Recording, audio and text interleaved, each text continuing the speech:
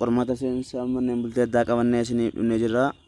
Akkuma kanaan dura baratame egaa gaaffilee manneen bultii addaadhaa kan baroota darbanii isiniif hojjennee gosa barnootaa saayinsii afaan oromoo ingiliffaa isiniif hojjennee jirra. Namoonni mana keenyaaf haaraa taatan sabiskiraayibii godhaatii asiin gaaffii jala seentanii ilaaluu dandeessu.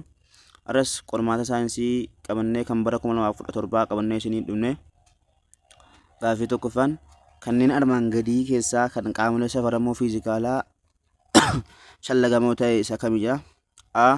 Rukkina, baan cimina ifaa, caan yeroo, daan tempireechara. Qaamoleen gaa safaramoo fiizikaalaa bakka lamatti qaamoleen safaramoo bakka lamatti qoodama. Shallagamoo fi bu'uuraati. Keessaa gaa shallagamoo kan ta'e A. Rukkina kan jedhu kana ta'a jechuu deemi.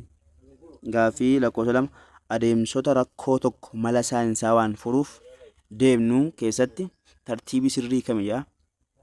Mala dha'uu, daawwannaa, yaalii, ragaa xiinxaluu. Daawwannaa, mala dha'uu, ragaa xiinxaluu, yaalii. Mala dha'uu, yaalii, daawwannaa, ragaa xiinxaluu. Daawwannaa, mala dha'uu, yaalii, ragaa xiinxaluu. Egaa rakkoo tokko yoo hiikuuf deemnu jalqaba ni daawwatanii achi booda mala dha'uu, achi booda immoo yaalii, achi booda ragaa xiinxalaati. Saniifuu deebiif sirrii kan qabatee jiru daa kan jedhu kana ta'a. Gaaffii lakkoofsa 3ffaan sitoowwan citaa atoomii keessaa niwukilasii keessatti argaman isaan kamidha? Elektiroonii fi pirootoonii, niwutiroonii fi pirootoonii, niwutiroonii fi elektiroonii, elektiroonii fi pirootoonii fi niwutiroonii. Sitoowwan citaa atoomii bakka sadiitti qoodamu isaan niwutiroonii fi elektiroonii fi pirootooniidha. Isaanan niwukilasii keessatti argaman niwutiroonii fi pirootoonii. Saniifuu filannoon keenya baara kan jedhu kana ta'a jechuudha. Gaaffii lakkoofsa 4 ashaboon baaruu rasaasaa fi dhukaawwan adda addaa oomishuuf oolu isa kamidha? Gaaffii lakkoofsa 4ffaan ashaboon baaruu rasaasaa fi dhukaawwan adda addaa oomishuuf oolu kamidha?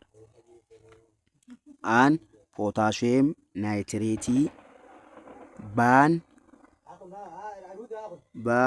soodiyeem kilooraayidii, caan soodiyeem kaarbooneetii, daan baariyeem salfeetii kan jedhu kana.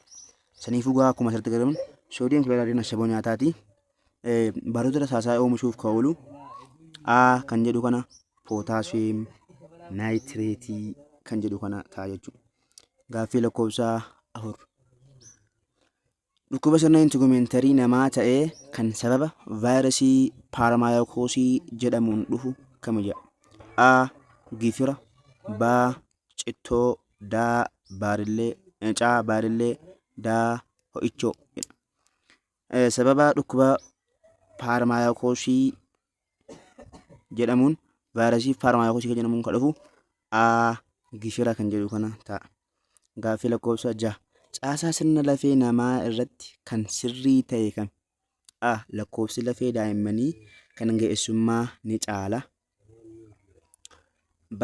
Lakkoofsi lafee harmaa kan lakkoofsa lafee mataa ni caala. C. Lafeewwan cinaachaa karaa duubaan lafee mataa irratti qubatu. D. Lakkoofsi lafeewwan dugugguruu umuriin yoo dabalu ni dabaluu jedha. Saniifuu deebii sirrii kan qabatee jiru lakkoofsi lafee daa'immanii kan ga'eessummaa ni caala kan jedhu A kana ta'a jechuudha. Baaratti kan jiru lakkoofsi lafee harmaa kan mataa ni caala. Lakkoofsi lafee mataa 29. Lakkoofsi lafee harmaa immoo tokko waan ta'eef kun itti hin dhufu. Saniifuu deebiin A ta'a. Gaaffii lakkoofsa 7 dhiigni kaarboon daayoksayidii baay'ee qabatee kutaa qaama adda addaa irraa jalqaba kutaa onnee kamii seena jedha? A. Ventirikilii mirgaa, B. Oorikilii mirgaa, C. Ventirikilii bitaa, D. Oorikilii bitaa jedha. Dhiigni kaarboon daayoksayidii qabatee hedduminaan qabatee jalqaba kutaa onnee veenaa kaabaadhaanii oorikilii mirgaa seena jechuudha. Saniifuu deebii sirrii qabatee jiru B. Oorikilii mirgaa kan jedhu kana ta'a. Gaaffii lakkoofsa 8 albuudota biyyee keessaa guddina biqilootaaf hamma xiqqaan barbaachisoo kan ta'e kamidha? A. Foosforasii, B. Pootaashiyeemii, D. kilooriinii, C. kilooriinii dhiifama, D. naayitiroojiinii. Egaa A irratti kan jiru foosforiin hamma guddaan kan barbaachisudha.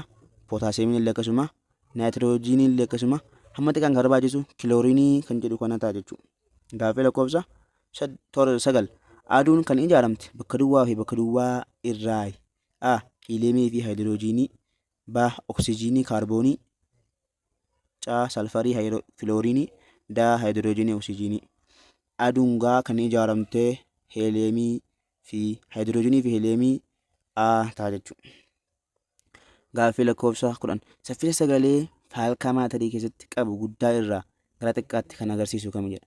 Gaasii irra guddaa dhangala'oo irra guddaa jajjaboo jedha. Baan dhangala'oo gaazii jajjaboo jedha. Caan jajjaboo dhangala'oo gaazii jedha. Daan gaazii jajjaboo dhangala'oo jedha. Amma guddaa irraa xiqqaatti kan qabu saffisni sagalee egaa jajjaboo keetti irra caala. Ittaanee dhangala'oodha. Ittaanee immoo gaaziidha. Saniifuu deebisaan keenya caataa jechuudha. Gaaffii lakkoofsa 11. Saayintistiin sanyii filatamaa mishingaa gogiinsa dandamatuu fi bishaan xiqqaan oomisha guddaa kennu argate eenyu? A. Dr. Akiliiluu Lammaa. B. Toomaas Edison. C. Profeesar Gabbisaa Ejjetaa. D. Albert Einstein jedha. Boqonnaa tokko kitaaba kutaa torbaffaarra saayinsii kutaa torbaffaarra. Saniifuu inni saayinsii Itoophiyaati. Dr. Profeesar Gabbisaa Ejjetaa kan jedhu kana lixa shawaatti kan dhalate caataa jechuudha.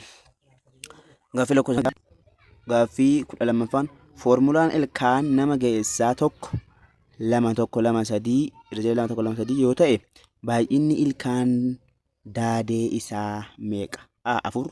B. 6. C. 8. D. 12. Hedduu nama gaaffii kan dogoggora. Daadiin gara tokkoon 3 yoo ta'e jilaan ammas cinaacha tokkoon 3 cinaacha lamaniin 3 gubbaa yoo guutu gubbaadhaan 3 waan ta'eef ilkaanni jiraa 12 ta'a jechuudha. Deebiin daa jedhu kana. Gaaffii lakkoofsa 14.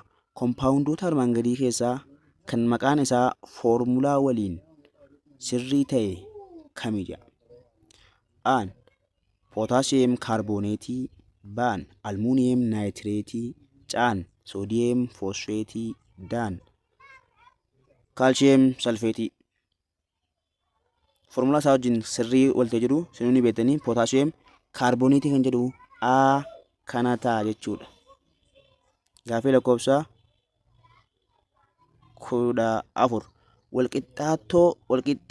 Walqixxi keemikaalaa armaan gadii yoo madaalamu koofishentiin haayidroojinii meeqa ta'a jedha.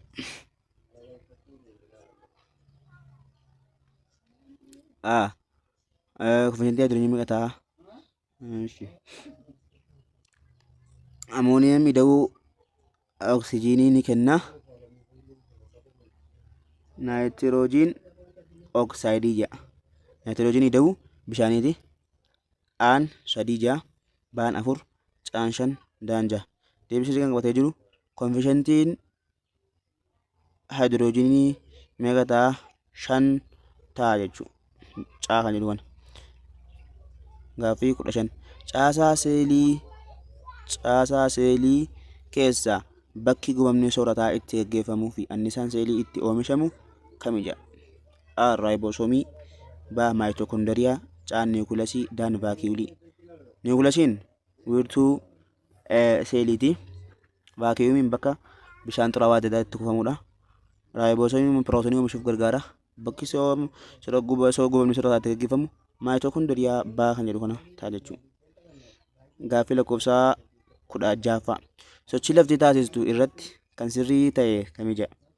A. Lafti al tokko ofirra maru waggaa tokko turti. B. Lafti aduutti naanna'uuf guyyaa tokko itti fudhata. C. Halkanii fi guyyaan kan uumamu yeroo lafti siiqqee ofii irra martudha. D. Waqtiileen kan uumaman sababoota lafti ofirra naannoftuufi jedha. Sochii lafti taasistu irratti kan sirrii ta'e halkanii fi guyyaan kan uumamu yeroo lafti siiqqee ofiirra martu ta'a jechuudha. Gaaffii lakkoofsa 17. Baqaanota lafaa keessaa dhangala'oo ayiranii, nikeelii fi salfarii irraa kan ijaarame kami jedha? Akkuma asirratti agartan dhangala'oo ayiranii, nikeelii fi salfarii kan jedhu irraa ijaarame koorii gara alaa kan jedhu kana. Saniifuu deebisuudhaan qabatee jiru koorii alaa kan jedhu daa kana ta'a jechuudha.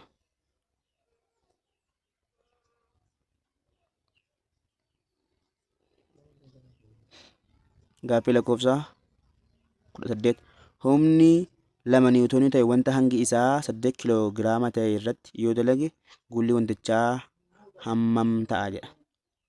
Aan 0.25 meetir sekondi square, baan 0.5 meetir sekondi square, caan 4 meetir square 4 meetir sekondi square, daan 16 meetir sekondi square ta'a jedha. Kanaafuu humni wantichaa meeqa ta'a ka jedhuuf deebii sirriin A 0.25 meetir sekondi square ka jedhu kana ta'a jechuudha. Gaaffii lakkoofsa 19 amaloota fiizikaalaa kanneen armaan gadii keessaa hamma irratti kan hundaa'u isa kami? A. Qabxii baqinaa, B. Qabxii danfinaa, C. Rokkina, D. Qabee. Egaa amaloota fiizikaalaa kan hamma irratti hundaa'uu fi hamma irratti hin hundaa'u jennee bakka lamatti godhama. Kanneen hamma irratti hundaa'an qabxii baqinaa, qabxii danfinaa, rokkina hamma irratti hin hundaa'an jirri kun. Kanneen immoo hamma irratti hundaa'an qabee fi hanga jedha kitaaba keessan irratti dubbisuu dandeessu kutaa torbaffaa. Saniifuu qabee kan jedhu kana daa kana ta'a jechuudha. Gaaffii lakkoofsa 20 foormulaa guulaa ibsu kanneen armaan gadii keessaa kami jedha. Guulli loqotaa tahaa saffisa irra jala yeroo jedha. Baan guulli loqotaa tahaa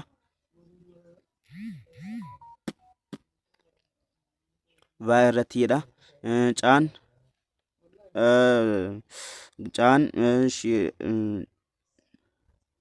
rogsadee maa irra jala rogsadee tii jedha. Daan rogsadee faa irra jala tii jedha. Deebisaniifuu deebisee qabatee jiru guula tokko barbaaduudhaaf aan wal qixanii tahaa aan wal qixanii tahaa vaa irra jala tiiti. Saniifuu deebisee qabatee jiru baa kan jedhu kana vaa irra jala tii kan jedhu kana ta'a jechuudha. Egaa warra hundi amma yoonaatti hojii turtanii mana kana sabasiraabii godhin sabasiraabii godhaa. Gaaffileen kun gaaffilee bara 2017ti. Gaaffilee baroota darbanillee isiniif hojjechuuf qophiidha. Saniifuu mana kana subscribe, like, share olii gochuu hin dagatinaa.